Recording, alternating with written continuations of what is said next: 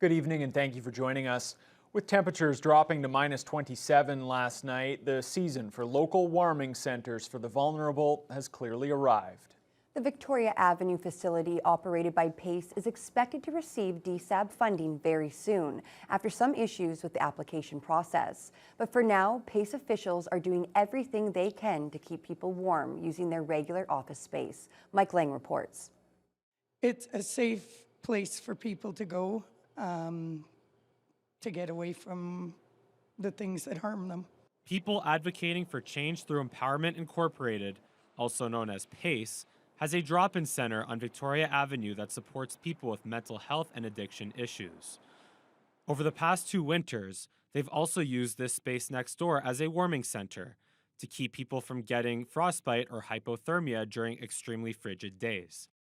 However, they weren't able to reapply in time for this year's funding to keep it properly staffed. But despite the setback, Georgina McKinnon says her PACE staff always do whatever it takes to help those who need it. My staff has been on the go since the beginning of COVID. I'm funded for 3 full-timers in Thunder Bay office to work 8 hours a day.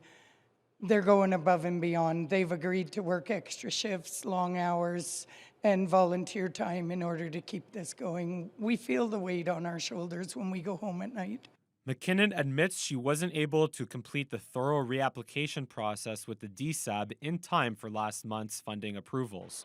So for now, they've relied on donations from the community, and PACE has been using the lunchroom in their main office to keep people warm.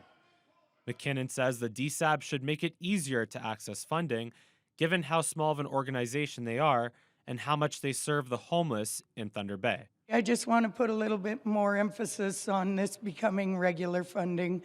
When the need arose, PACE jumped up to the plate and we opened on a couple of weeks' notice. So I think the funding should just be there. The people that live in Thunder Bay need this, and we need to be able to provide it to them without causing ourselves more stress. With their application now submitted, McKinnon expects the DSAB will provide their funding very soon so that they can reopen the warming center and provide a Christmas meal for their users during the holidays.